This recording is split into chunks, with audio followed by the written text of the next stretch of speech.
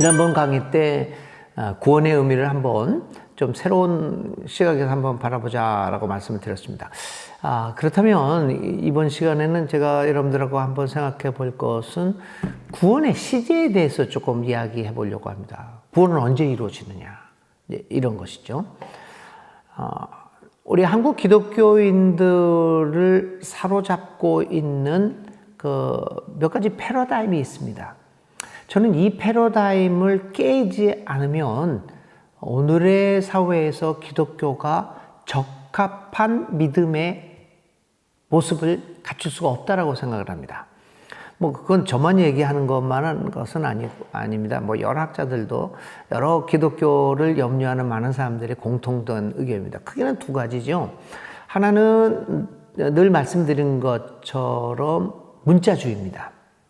성경을 바라볼 때 문자로 바라보고 그 문자의 의미, 그것도 문자라고 하는 것도 사실은 그 중의적인 문자들이 많잖아요. 한 단어를 딱 했을 때 거기 그 단어가 가지고 있는 여러 가지 다중적인 의미가 많지 않습니까? 근데 그것도 무시하고 이 문자에 딱 하나의 의미만 두는 이 문자주의가, 이 패러다임이 우리 기독교인들이 벗어나야 될 가장 근본적인 구조라고 생각을 합니다. 최근 서울신학대학에서 있었던 그 박영식 교수님 해임의 문제, 창조 과학 이런 문제 가지고 얘기하는 것도 세상에 6일 만에 세상을 창조했다라는 것을 믿고 우리 지구가 6,600년 전에 만들어졌다라고 하는 것을 믿는 신앙이, 그런 게 어디서 왔을까요?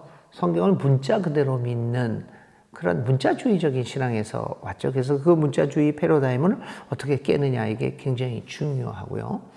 두 번째, 우리 신앙을 적합하지 않게 만들어가는 구조가 천당과 지옥 구조입니다.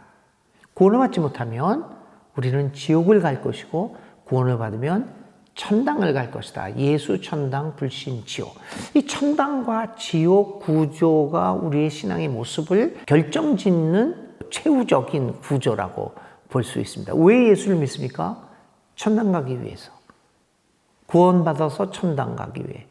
왜 예수를 믿습니까? 구원받아서 지옥 가지 않기 위해. 그러니까 지옥 안 가고 천당 가기 위해서. 그래서 이러한 측면에서 구원을 바라보면 천당과 지옥이라는 개념이 전부 다 죽음 이후 미래에 벌어질 일들에 집중되고 있다는 것을 볼 수 있습니다. 그러니까 우리 기독교 신앙이 미래를 향하는 거죠. 그러니까 알 수 없는, 전혀 다가오지도 않았고 또 알 수도 없고 짐작도 할 수 없는 그러한 그 미래에 집중을 하고 있는 구조가 이 천당과 지옥 구조입니다. 그걸 어떻게 깨고 천당과 지옥의 구조를 깨고 그 신앙을 오늘의 삶으로 끌고 올 수 있을까? 이게 가장 중요한 기독교의 과제라고 볼 수 있습니다. 여러분은 구원을 어떤 시제로 바라보고 있습니까? 저는 한마디로 얘기합니다. 구원은 죽은 후 천국 가기 위해서 받는 것이 아니라 오늘의 세상을 천국으로 만들기 위한 것이다 라는 말을 가미합니다. 결국은 미래 시제에 집중되어 있었던 구원의 시제적인 의미를 오늘의 삶으로, 오늘 현재 시제로 끌어오는 것, 이건 구원의 적합성에 있어서 절대적입니다. 죽은 후 구원받는 것이 아니라, 죽은 후 천당 가는 것이 아니라, 오늘 구원받은 사람처럼, 지금 오늘 내가 천국에서 살아가는 것처럼 오늘을 살게 만드는 구원, 그것이 기독교가 오늘의 사람들을 향하여 제시할 수 있는 구원이 아닐까요? 죽음 이후 내일의 삶이 아니라 오늘 삶 속에서 우리가 맞이하고 있는 죽음의 상황이 더 큰 문제 아닐까요?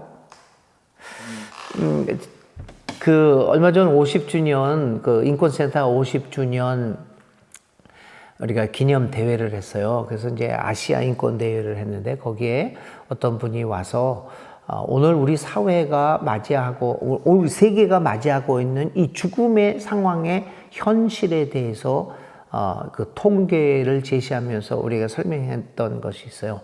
그 중에 하나가 얘기했던 것 중에 하나가 뭐냐면 오늘 세계가 너무 이 부의 편중화 현상이 일어났다는 거죠.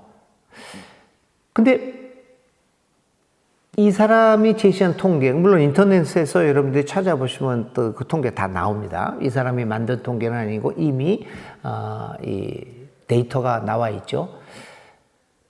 세계에서 전 세계에 81명의 억망장자가 있다고 하는데 그 81명의 억망장자가 소유하고 있는 부의 양이 세계 전체 부의 50% 이상이라고 합니다.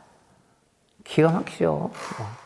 세계 인구의 90%가 예를 들면 하루에 1달러를 버는 동안 이 81명의 억망장자는요, 우리가 1달러 벌 때 17억 달러, 27억 달러를 번다고 합니다. 이게 상대가 안 되는 거죠. 그러니까 부가 집중되면서 대다수의 세계 인구는 어려움에 처해 있습니다. 거기에 그 여성과 빈민, 난민, 이주 노동자의 삶은 말할 것도 없습니다. 세계는 화려하게 보이지만 그 안에 가난으로 죽어가는 사람, 가난뿐이겠습니까? 다른 여러 가지 이유로 죽음의 현실을 날마다 맞이하고 있는 사람이 무지 있습니다. 그러므로 죽음 이후 가는 내일이 아니라 오늘 우리를 죽게 만드는 죽음의 상황이 더 문제입니다. 그래서 이러한 죽음이 현존하고 있고 시시각각으로 우리를 위협하고 있는 상황에서 우리 신앙인들은, 구원받은 사람들은 죽음 이후의 삶에 대한 관심이 아니라 그 죽음 이유는 하나님에게 맡겨놓고 우선 오늘의 삶에 관심을 가져야 합니다. 살아있는 오늘의 삶에서 구원받은 사람답게 정의를 말하고 평화를 말하고 생명을 말하고 그것을 정의와 평화와 생명을 이루어내야 합니다. 그러므로 구원의 시제는 내일이 아니라 내일에 가는, 미래에 가는 천국이나 혹은 지옥이 아니라 오늘 이 순간에 현재 시세에 이루어지는 일이다. 구원의 시제는 미래가 아니라 현재다 라고 하는 것을 우리가 분명히 해야 하겠습니다. 오늘의 정의, 그렇다면 이 구원은 그러면 현재 시세만 가지고 있느냐? 그렇지 않습니다. 구원은 분명히 내일을 향합니다. 그러나 단지 오늘의 시제로서의 구원을 통해 오늘 정의를 우리가 이루어 나가고 있다면 내일 우리들의 삶이 정의로운 내일이 이루어질 겁니다. 오늘 여기에서 우리가 오늘의 시제에서 구원받은 사람으로서 생명을 이루어 나가고 있다면 우리의 미래는 정의의 생명의 미래가 될 것이 아닙니까? 그래서 오늘 우리가 구원받은 사람으로서의 삶을 살아가는 것이 그렇게 함으로써 내일의 구원에 대한 희망이 솟구쳐 나온다는 것이죠. 그래서 자꾸 종교를 당연하죠. 또 그렇게 생각하는 것도 일리는 있죠. 언제 죽을지 모르고 언제 불행이 닥칠지도 모르고 이 두려움이 있으니까 내일을 대비하기 위해서 보험처럼 이렇게 종교를 갖기도 하지만 보험이 너무 지나치면 오늘의 삶이 불행해지죠. 그런 것도 물론 있기는 있지만, 그러나 분명하게 구원, 종교는 내일의 삶보다는 오늘의 시제, 오늘의 삶을 향하고 있다고 하는 것을 우리가 분명히 해야 할 것입니다. 그래서 만일 오늘 우리가 예수 그리스도 안에서 구원받고 예수 그리스도의 삶을 따라 살아가고 있다가 죽는다면, 미래에 죽는다면 우리에게 오늘 구원은 이미 이루어졌고 미래의 구원도 우리는 앞당겨서 이루었다고 말씀할 수 있을 것입니다.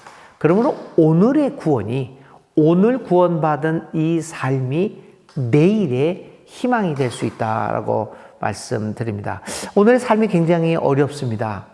그러나 우리 젊은이들도 그렇고 우리 모든 사람들이 예수 안에서, 우리 기독교 안에서 구원의 삶을 발견하고 경험해서 오늘의 삶을 변화시킬 수 있다면 우리의 기독교 믿음은, 예수 안에서 갖는 믿음은 우리의 오늘의 사람들을 위한 가장 중요한 그리고 적합한 믿음의 모습을 띌 것이라고 생각합니다. 카르페 디엠, 오늘을 충실히 살아가자. 그것이 기독교의 구원이 말하고자 하는 시제입니다. 오늘의 시제입니다. 감사합니다.